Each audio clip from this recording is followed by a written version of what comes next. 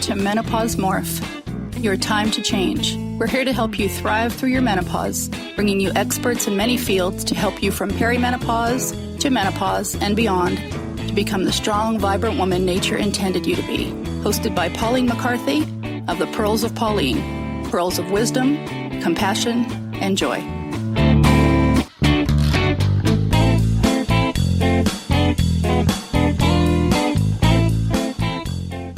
Hello, welcome to this week's Menopause Morph, your time to change. Today we have a very unusual subject. It's about tech. Okay, what has tech got to do with menopause? We hear you say, what? Okay, so part of Menopause Morph's goal is to help women thrive through their menopause and beyond. So part of that involves maybe learning about tech, understanding tech, or developing more tech. So the lovely lady we have here today, her name is Esprit. Hello, Esprit. Esprit Devora. So Esprit is the girl who gets it done. And she is the creator of We Are LA Tech, which unites LA Tech community via a podcast, a calendar of all tech events happening in the city, and collaborative private chat and an online experience club and blah, blah, blah, blah. She does all the tech stuff, right? She's given talks about entrepreneurship to many organisations, including USC Business School, CBS, South by Southwest and Georgetown MBA. So welcome. I invited Esprit on today because I don't know about you ladies out there, but okay, I'm 56. I actually was lucky. I studied computing in 1977 at school. And then it was computers and you punched holes in cards and there was a big stack of cards and you fed them into the computer, you know. And then I went into medical science and I forgot all that. And then it was in 92 that I got my first laptop. But a lot of women my age, they're just getting computers or they're getting, the smartphones now. More and more people are getting smartphones. And I find one of my biggest things is acronyms. I found it quite funny when I was introducing you. It said USC Business School and CBS and, MBA. And it's like, what? And what I find is that when people are really involved in their topic and they know what it means, like, okay, CBS, I think that's a television station in America, but something like including USC Business School. So what does the USC stand for? Okay. In technology, there's an awful lot of acronyms. And I'll tell you a very funny one. Right? So when I was, starting to learn these things, and there's something called FTP. Yes, it means File Transfer Protocol.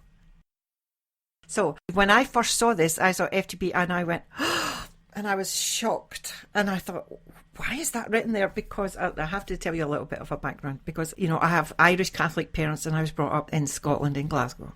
And unfortunately, Glasgow has the same problem as Northern Ireland, and there's like this Catholic Protestant divide.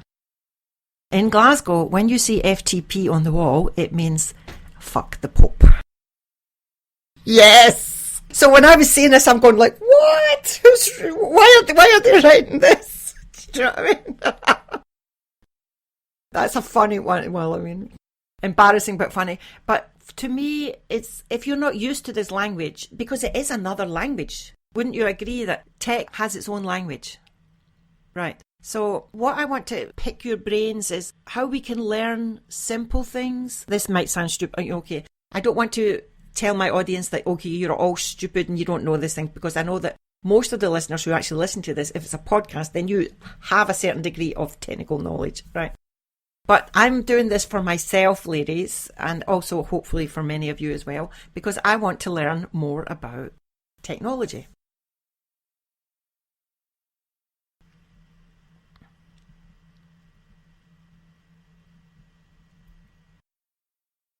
Yeah.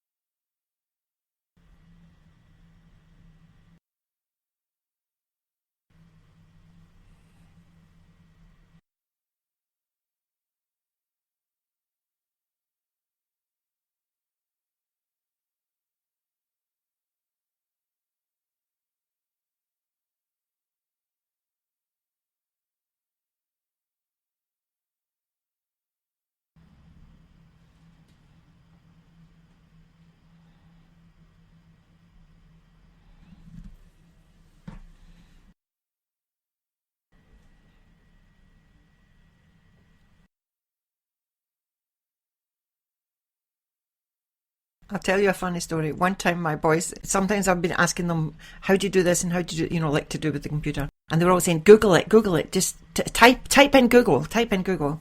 So this one day I actually typed in Google, the word Google. I Googled Google. I did. Yeah, I know, but it's like I was having one of my menopausal brain fog days. I just heard them saying, type in Google. They were saying, type in the search for Google. So I just typed the word Google.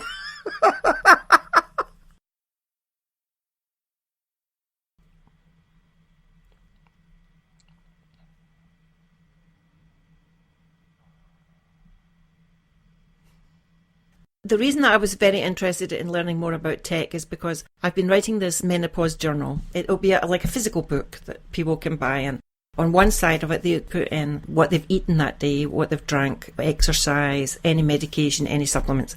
And then on the other side there'll be a list of symptoms, and it's like from 0 to 10. Then you'll be able to see a correlation of what you eat maybe has effect on your hot flushes or has an effect on your brain fog. And some of my younger friends, they said to me, why don't you make an app?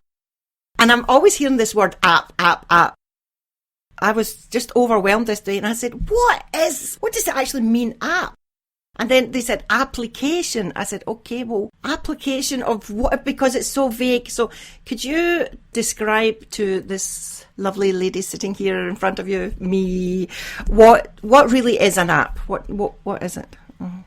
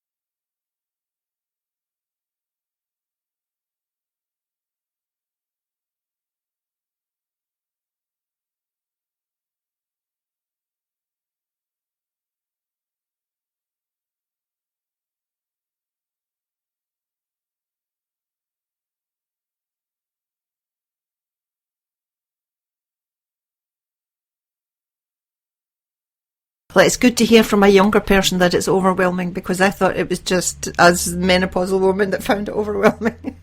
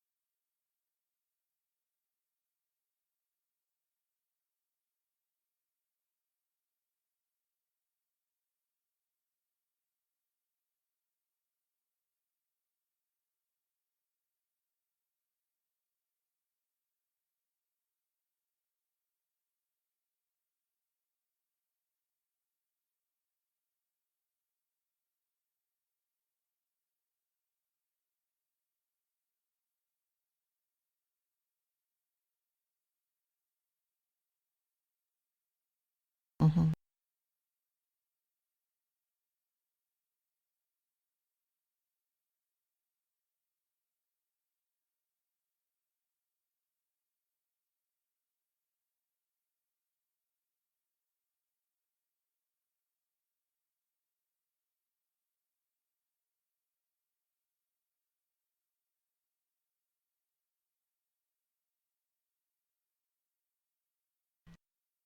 Glasses.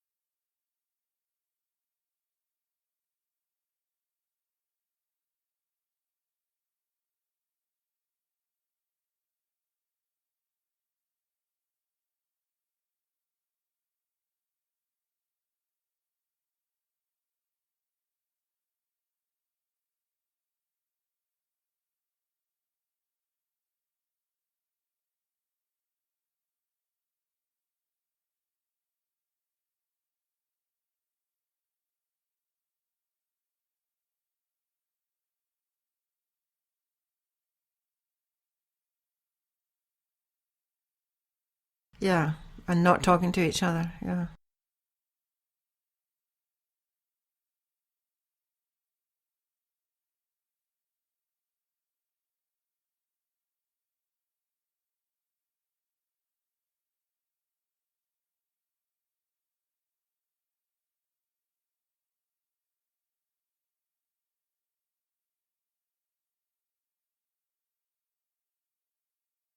Yeah.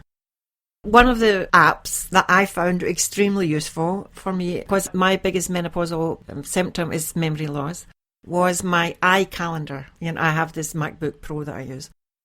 I used to have it as a physical diary and I would write things down, but I was always forgetting where I put the diary. But I always have my computer with me.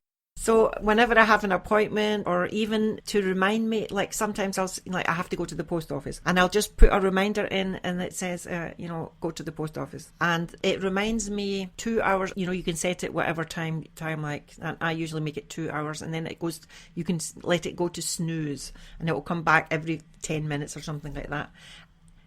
And I need that. I need that to keep me to remind me of things. Otherwise, it's like.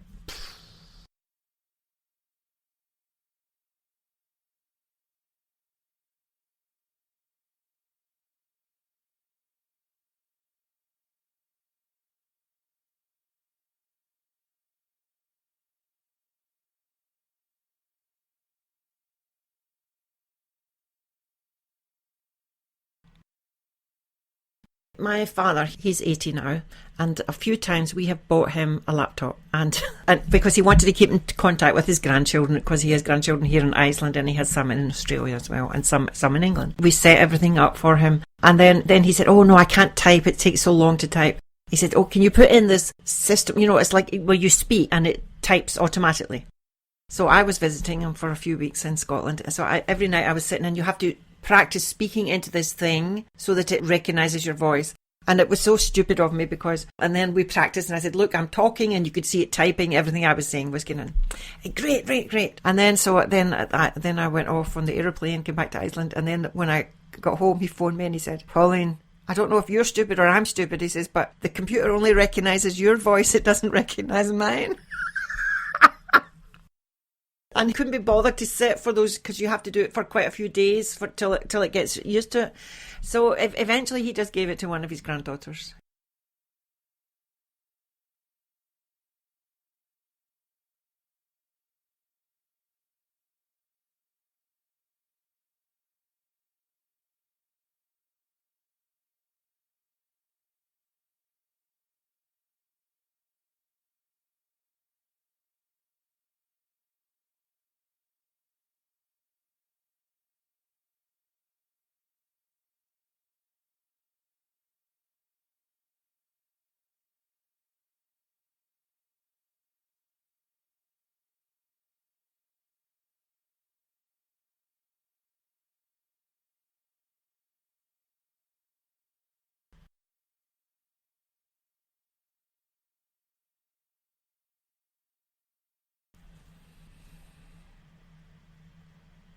No, I did not know that.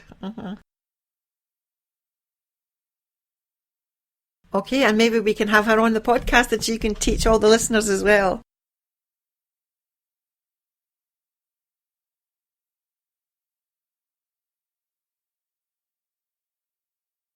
And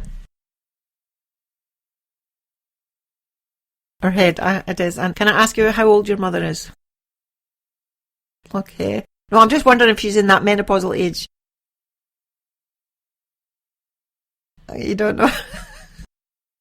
And see that.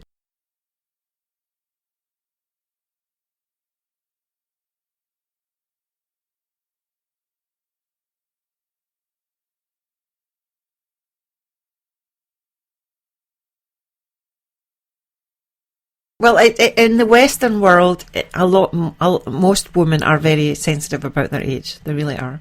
And I was myself, being British. And when I came to Iceland, the social security number in Iceland, the first 6 digits is your date of birth. So you can't hide your age. Yeah, really. So, and no matter everything, you have to have this. It's called Kenatala. So mine's is I'm 19th of June 1960. So I'm 190660, and then you have 4 other digits at the end. You know.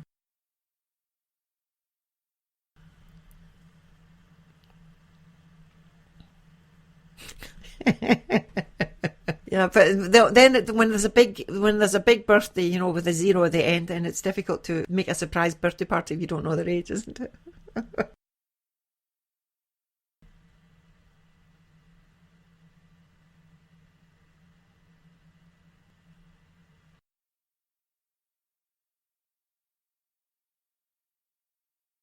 Yeah, that would be great. Wonderful. So one of my goals for Menopause Morph is to help women start a business if they want to. Because I don't know if I've told you this story, but when I was 52, I started this Icelandic souvenir candy company. And I had never even imagined to be an entrepreneur. I always say it was like an accidental entrepreneur, you know. But I think it's very, what's the word? It gives you a lot of energy when you can create something from a seed and make it grow, even if it's like my company is very small. And especially a lot of women are, when they're going through their perimenopause and menopause, they start to waken up to what they want to do, not what the world has conditioned them to be, or what their parents have conditioned them to be, or their husbands or their society. And they start to think, like, what do I really want? And then they realise, I know what I don't want. I don't want this boring job that I've been in for the last 20 years or something like that. And a lot of women, they have this fear, but they take this brave step to start their own business or to change careers.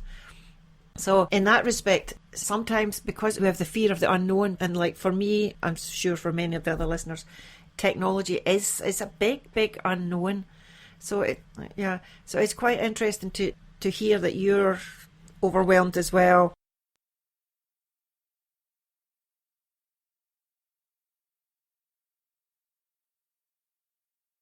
Yeah.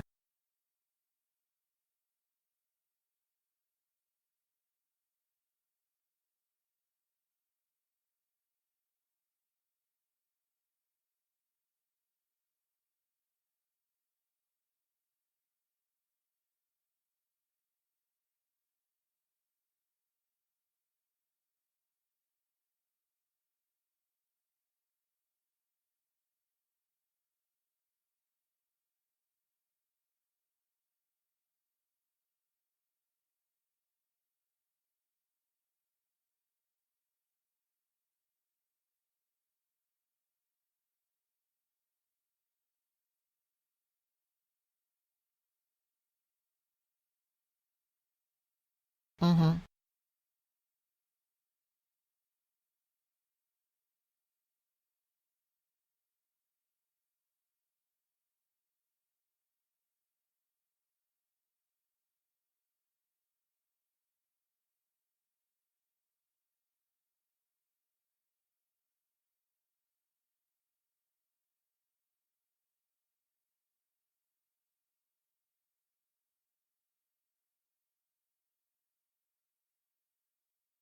Yeah.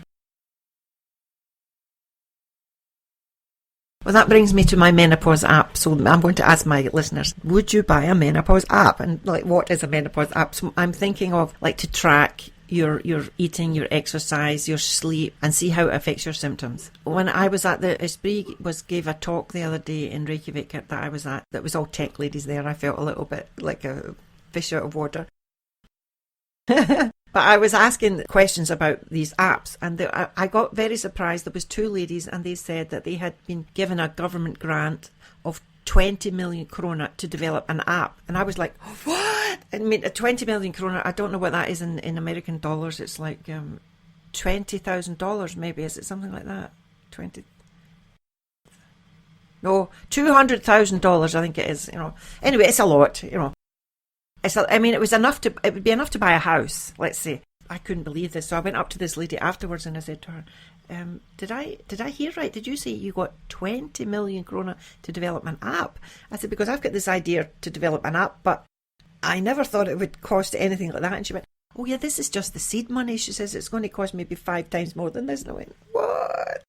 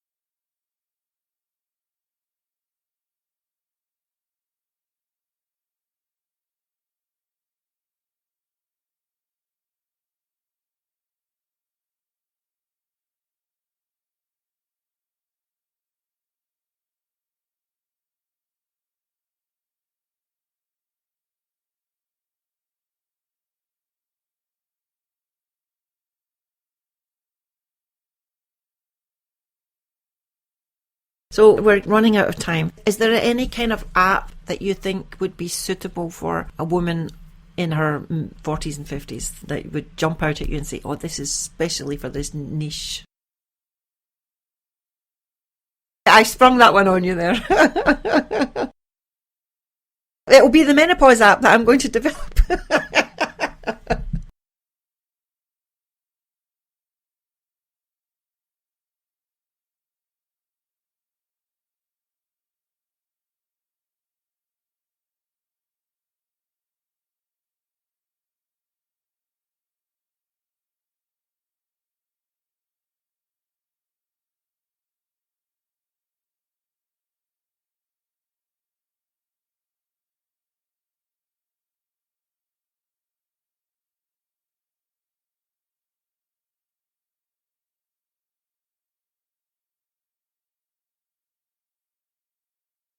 Yes.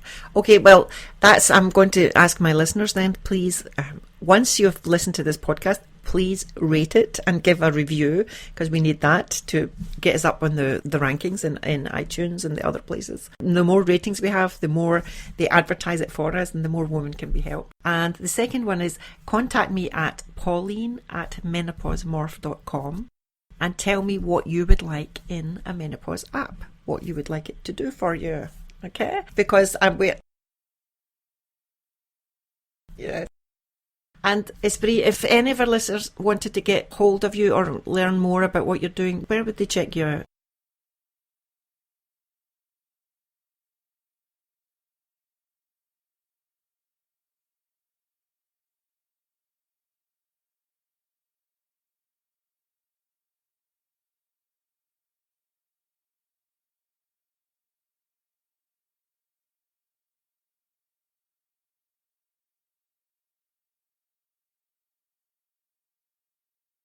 It is. Well, Esprit, thank you very much for having us on today.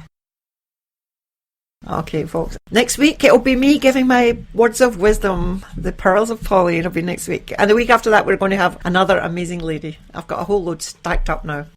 Okay. Bye-bye.